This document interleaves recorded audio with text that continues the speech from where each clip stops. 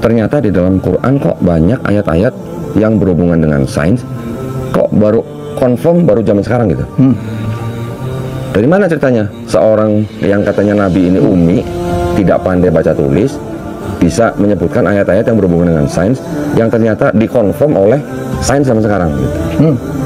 Nggak make sense kan gitu. Berarti ini nggak mungkin karangan manusia gitu. Ini pasti karangan yang menciptakan manusia, langit dan bumi gitu.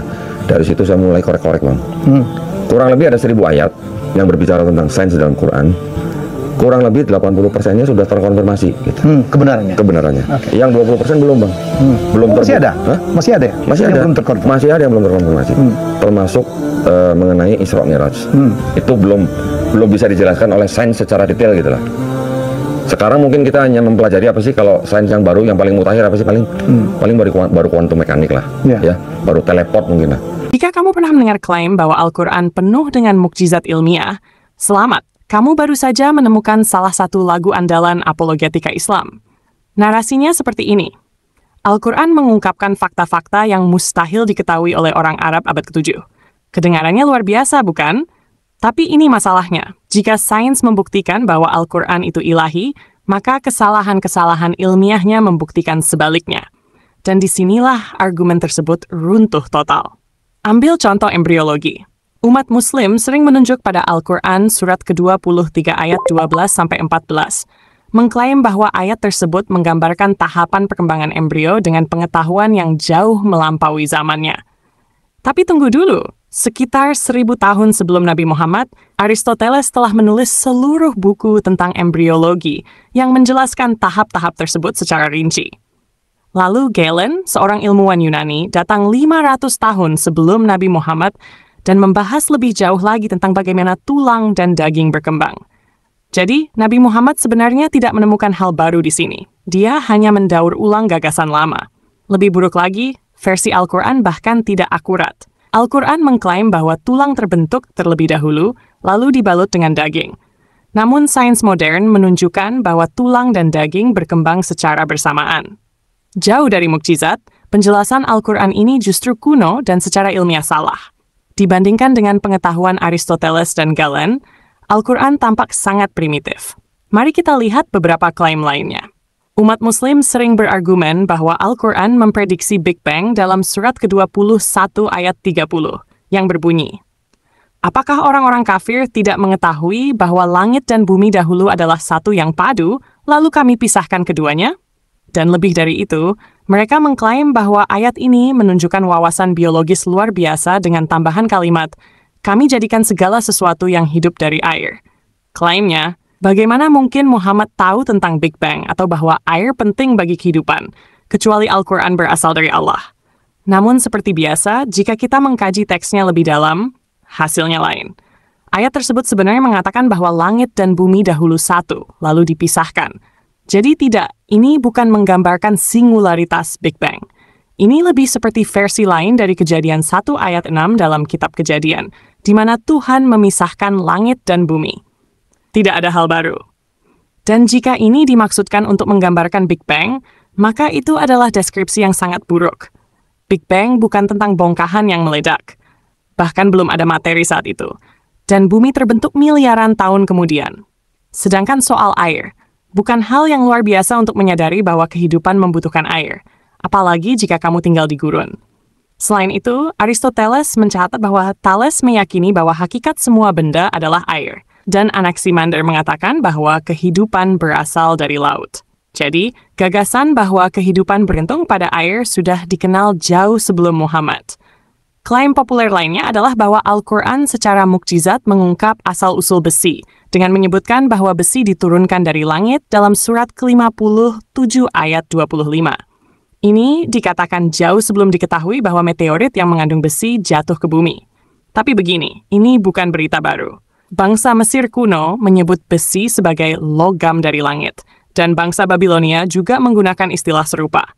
Faktanya, semua unsur di bumi berasal dari luar angkasa, bukan hanya besi.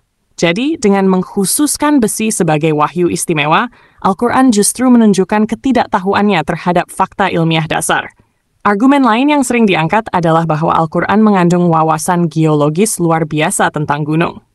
Dalam surat ke-78 ayat 6 dan 7, gunung disebut sebagai pasak, seakan-akan memiliki akar di bawah permukaan bumi. Fakta yang katanya baru diketahui ilmu pengetahuan modern. Bahkan lebih menakjubkan, beberapa orang mengklaim bahwa Al-Quran menyatakan bahwa akar gunung tersebut menstabilkan bumi, yang terdengar seperti teori lempeng tektonik. Kesimpulannya, Muhammad pasti memiliki pengetahuan ilahi. Namun kenyataannya, gagasan bahwa gunung menstabilkan bumi adalah salah total. Gunung bukan penyebab stabilitas, tapi justru hasil dari ketidakstabilan tektonik. Memang benar bahwa gunung memiliki akar, tapi Al-Quran juga bukan yang pertama mengatakannya. Alkitab sudah menyebut akar gunung jauh sebelumnya. Dalam kitab Ayub pasal 28 ayat 9, dalam Mazmur pasal 18 ayat 7, dan dalam Yunus pasal 2 ayat 6. Jadi, wawasan luar biasa ini tidaklah revolusioner, bahkan tidak akurat. Dan kesalahan tidak berhenti di situ. Mari kita bicarakan soal bintang. Di beberapa bagian, Al-Quran menggambarkan bintang sebagai peluru atau proyektil yang digunakan Allah untuk mengusir setan. Dalam surat ke-67 ayat 5, disebutkan bahwa bintang-bintang adalah peluru yang dilemparkan kepada setan yang durhaka. Dan ini bukan hanya bahasa puitis, umat muslim awal benar-benar memaknainya secara harfiah. Dalam Sahih Bukhari jilid 4 bab 3 dijelaskan bahwa bintang ada untuk 3 alasan: menghiasi langit, menuntun para pelancong, dan menjadi peluru untuk menghantam setan. Dalam ilmu pengetahuan modern, kita tahu bahwa yang kita sebut bintang jatuh hanyalah meteorit yang terbakar di atmosfer. Sekarang mari kita bahas pandangan Muhammad tentang reproduksi manusia. Saya akan jaga tetap sopan. Dalam surat ke-86 ayat 5-7, Al-Quran menyatakan bahwa air mani berasal dari antara tulang rusuk dan pinggang. Terakhir kali saya periksa, air mani diproduksi di daerah panggul, bukan di dekat tulang dada. Ini hanya anatomi dasar. Tapi semakin aneh lagi. Dalam Sahih Bukhari, hadits 85-75, Muhammad ditanya mengapa seorang anak bisa mirip dengan ayah atau ibunya. Jawabannya, tergantung siapa yang keluar lebih dulu saat hubungan intim. Jika laki-laki lebih dulu, anak akan mirip ayahnya. Jika perempuan lebih dulu, maka anak mirip ibunya. Pada saat ditanya, kapan anak laki-laki lahir dan kapan anak perempuan lahir, artinya kalau seseorang mau anak laki-laki, mau anak perempuan, bagaimana caranya? Maka Nabi SAW mengatakan, andai saja laki-laki lebih dulu klimaks, ya, maka otomatis anaknya menyerupai dia, ya, laki-laki. Kalau si perempuan lebih dulu klimaks, maka berarti anaknya menyerupai dia, maksudnya anak perempuan.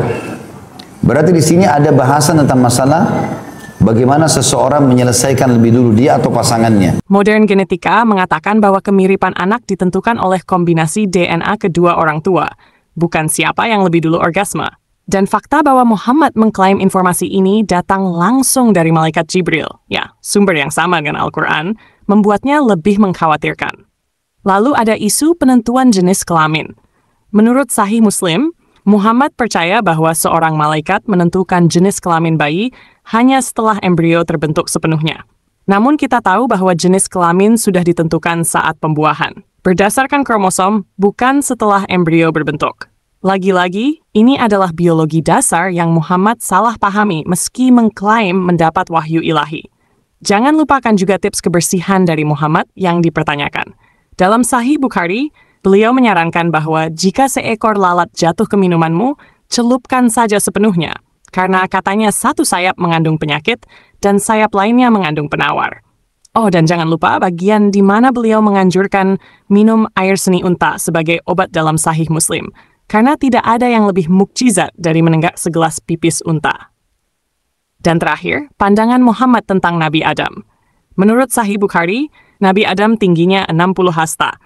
Itu sekitar 90 kaki. Muhammad bahkan mengklaim bahwa manusia telah menyusut sejak zaman Adam, dan nanti di surga kita akan kembali setinggi itu. Kurasa tak perlu dijelaskan bahwa tidak ada bukti, tidak ada catatan kuno, tidak ada fosil yang menunjukkan manusia pernah setinggi bangunan pencakar langit. Pada akhirnya, yang disebut mukjizat ilmiah dalam Al-Quran justru runtuh di bawah cahaya pengetahuan modern. Yang kita lihat sebenarnya adalah keterbatasan seorang pria abad ke-7 yang agak eksentrik, bukan wahyu ilahi. Sejujurnya, menyebut kesalahan-kesalahan ini sebagai mukjizat adalah lebih mirip lelucon daripada argumen yang meyakinkan. Jadi, lain kali kalau ada muslim yang mau berdebat soal mukjizat ilmiah dalam Al-Quran, tanyakan saja, sudah berapa banyak air kencing unta yang kamu minum pagi ini? Fakta-fakta sains di Quran itu yang membuat seorang donditan jatuh cinta kepada Islam. Karena Repeat it again very carefully. The scientific miracles argument in the Quran got debunked. The scientific argument, scientific miracles in the Quran is debunked. It is debunked. And yes, it is debunked, and we don't need it. It's all gone in the bin, not even the recycle bin. You can't even recycle it. It's gone to the waste, like poo. It's gone, and we are proud of that. And I'll repeat it again. Yes, we are proud of that.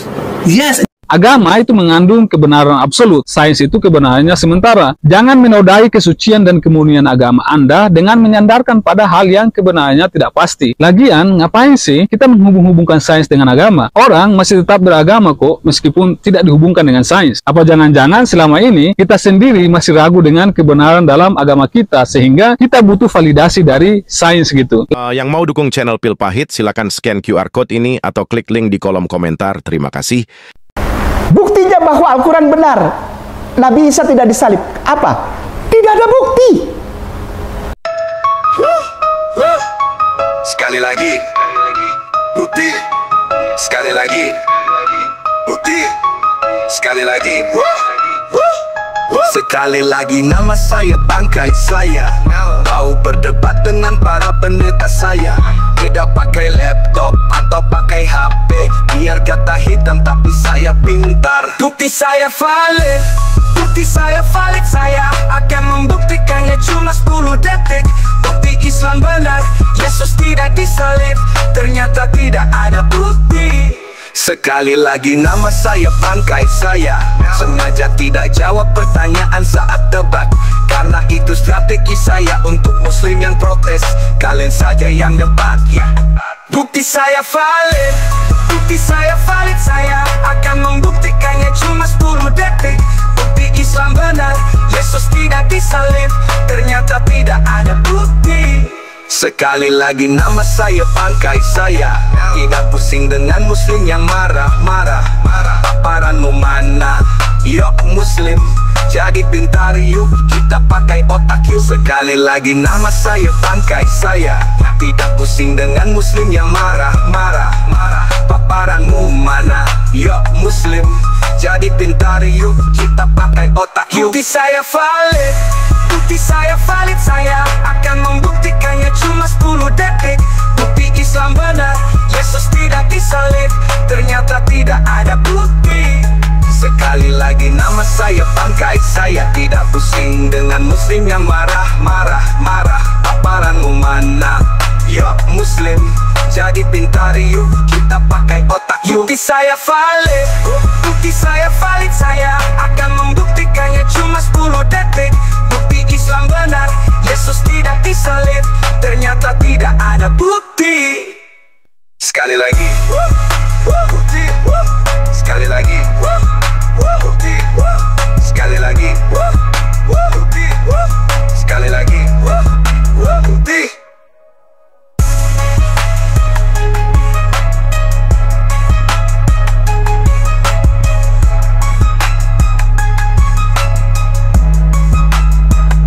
Jadi dengan kata lain begini, kita mau bicara tentang historical Jesus dengan tema yang begitu luar biasa, dan Pak Kainama datang dengan hanya satu bukti. Buktinya adalah tidak ada bukti. Astaga naga. Kita pakai otak yuk. Yuk, mau, ayo. Yuk, jangan tiba-tiba memalukan Islam.